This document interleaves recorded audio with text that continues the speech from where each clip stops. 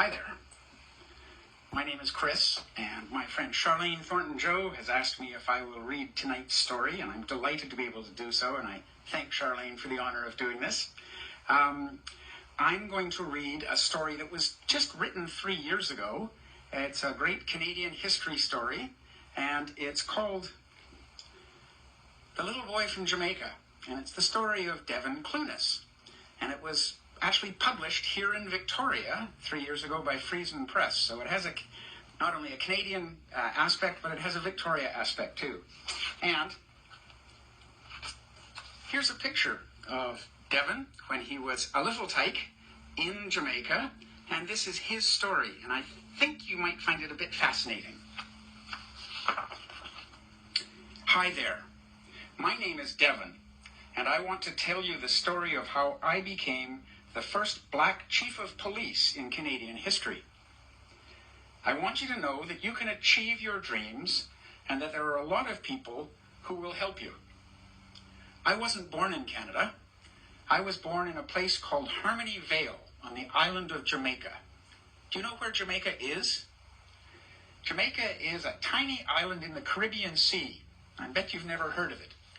But here it is. If you look on a globe just south of the United States in the waters, there are a series of islands, and Jamaica is this one. And you'll see little Harmony Vale on the northern mountainside of Jamaica. And that's where Devon came from.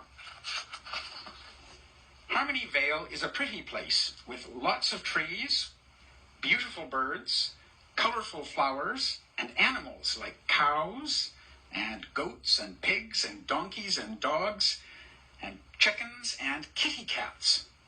There are no dangerous wild animals there, like snakes or lions or tigers in Harmony Vale. But here's what Harmony Vale looked like to Devon when he was a little boy, and there he is, riding on a donkey. Do you think you'd like to live in a place like Harmony Vale? It looks beautiful.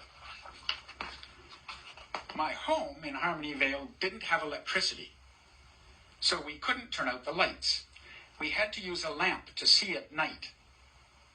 Do you think you'd like to live in a house that didn't have electricity? There's Devon, studying at night, studying his lessons as a little boy, and that's a coal oil lamp that's allowing him to read at night. My home in Harmony Vale also didn't have indoor plumbing, which means we didn't have a washroom inside our house. We used an outhouse. Do you know what an outhouse is?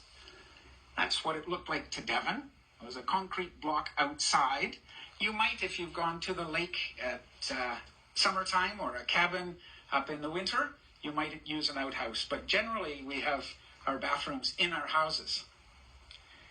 Most people in Harmony Vale didn't have a car. We all walked to school every day. Maybe you walked to school too. Use the walking bus program in the elementary schools here. All the kids wore uniforms to school. I knew everyone in Harmony Vale, and everyone knew me. I was very, very happy there. And there he is, walking to school to see his friends, and notice that the boys are all wearing pants and shirts, and the girls are all wearing dresses, and they're the same. When I was 11 years old, my family moved from Harmony Vale to the city of Winnipeg in Manitoba, Canada. This move was hard for me. The people in Winnipeg were very different from the people I'd known in Harmony Vale. In Winnipeg, I didn't know anyone, and they didn't know me. Have you ever had to move and find a new place to live, and you had to remake a group of friends? That's hard. I bet it feels a little uncomfortable. My home in Canada was nice, though. It had electricity and indoor plumbing, and best of all, an indoor washroom. I was very happy about that. And there's Devon, washing his hands in the bathroom. Dr. Bonnie Henry would be very proud of him. As a little boy, this was new to him to have indoor washrooms. School was different in Winnipeg from what I had known before. Most of the kids didn't wear uniforms like we did in Harmony Vale. We have a range of different things here in Canada. What type of clothes do you wear to school? Because here's what it was like for Devon to go to school in Winnipeg, and he felt, notice he's still wearing the same uniform he wore back in in Jamaica, but all the kids are wearing something different, and he looks to be off on his own at the moment. It must have been a little bit scary for him. The schoolwork was also very hard for me in Canada. I wasn't happy about that. Do you sometimes find schoolwork hard? Because I know I did. Don't give up. Keep on trying. And my teacher, Miss Hannah was very kind, and she spent a lot of time with me, and she told me that I could do it, and I believed her. And there's Miss Hannah working with Devon to try and make the lessons easier for him. And I bet you have some teachers who spend extra time with you, or some adults, parents or grandparents or aunts and uncles, and they try and help because they want to see you be successful. And with Miss Hannah's help, I became a very good student. I love Miss Hannah for helping me with my schoolwork. I also love Miss Hannah for helping me to believe in myself, because that's really important. When I got older, I found Miss Hannah, and I thanked her for helping me when I was little. She was very happy, and so was I. And here's how Devon remembers that meeting. He went back, and he's now become a police officer, and he's wearing his uniform, and he's thanking Miss Hannah for being good to him when he was growing up.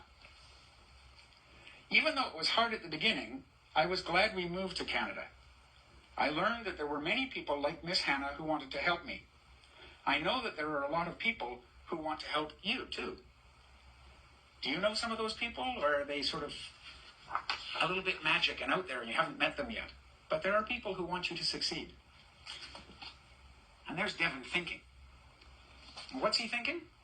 When I grew up, I decided I wanted to help others the way Miss Hannah had helped me.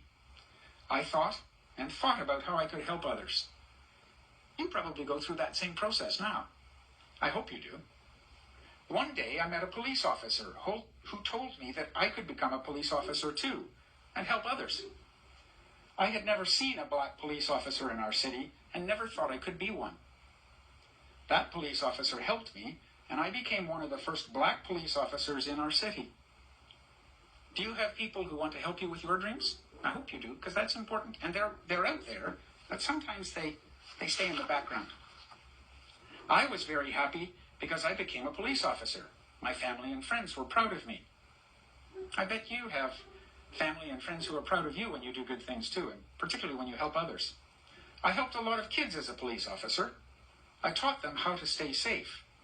I taught them how to be school patrol guards, and some of them even became police officers when they grew up. Have you ever had a police officer teach you safety tricks? I hope so, because that's part of the program. And here's a picture of Devon helping the crossing guards and the kids stay safe on their way to school and home again. After many years of helping people, I got promoted. Now, do you know what getting a promotion means? For Devon, that meant I became a leader of other police officers. I got to help them.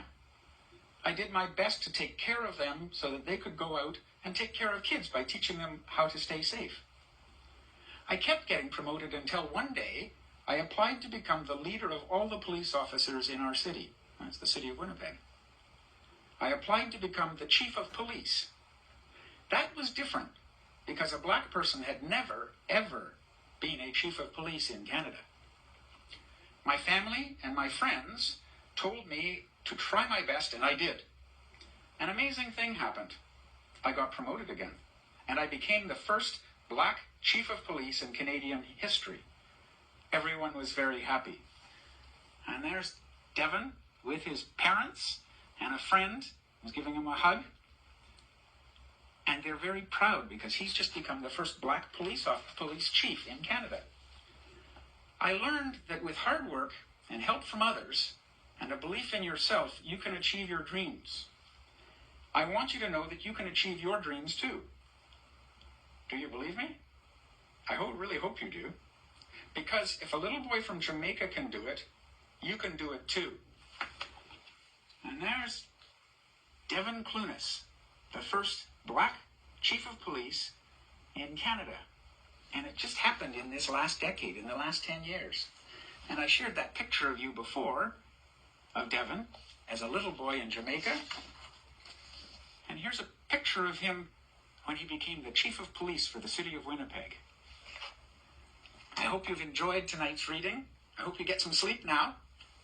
maybe in a little bit, but keep up with your dreams and know that there are people out there who are rooting for you and they'll try and help you if they can. Thank you, and thank you to Charlene Thornton Joe.